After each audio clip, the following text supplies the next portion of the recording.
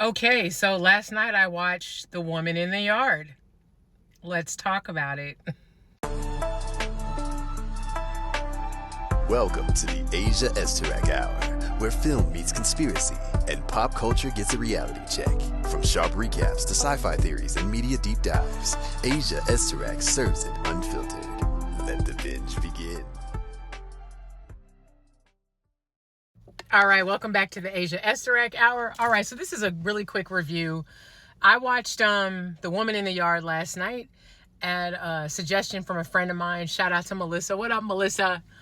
So, I'm giving the movie away. The movie is about this family, actually this woman who's grieving the death of her husband. He died in a tragic car accident and left her with her son and her younger daughter. They're in the house that they all lived in together, really sad. The movie actually opens with the power going out, and her son comes in the room and he's like, "What are you going to do? Power went out, blah, blah, blah." So it's apparent that she's struggling with the death of her husband. She's actually watching home videos of him on her cell phone at the beginning of the movie. Very sad. So the next day, trying to figure shit out, her cell phone is on 1%. It ends up dying. So basically they're in a house in the middle of nowhere, power's off.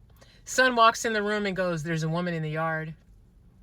She looks out the window. There's a figure dressed in all black sitting in a chair like a yard away from the actual house. So at one point, she goes out. They think it's maybe somebody had wandered from the retirement home, but how you wander from a retirement home with a chair? Long story short, she goes over, addresses the lady. The lady ends up talking to her, and at one point even moves closer to the house. The daughter points it out, and all this crazy weird shit starts happening. Here's my issue. I figured out the movie after that scene. I was like, oh, so she's the lady. She's the woman in the yard. It's her. And the woman makes a comment behind the veil, I wouldn't have come unless you asked for me type shit. Very Lost Highway. Here's my problem with the movie. Number one, the lady in the yard should have never spoke.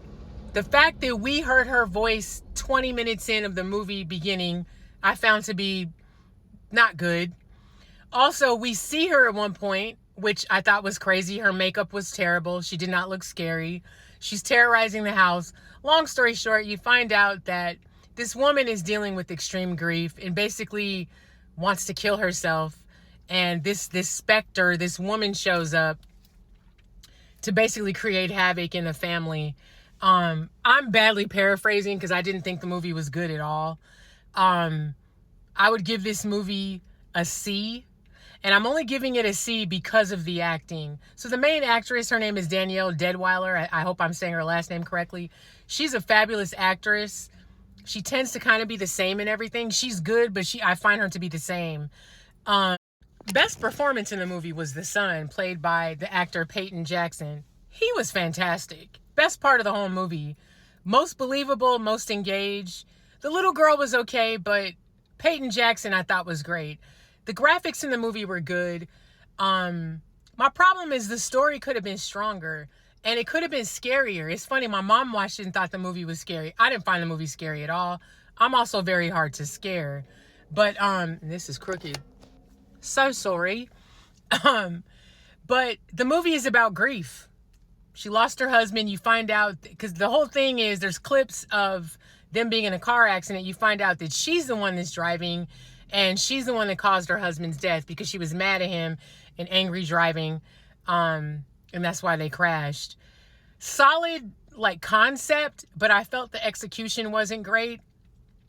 And I think that it could have been written better. Here's my theory. If you're going to do a scary movie, don't show what the object of what's scary early on in the movie. Because then at that point, the audience is used to said scary character and they're not afraid when they show up.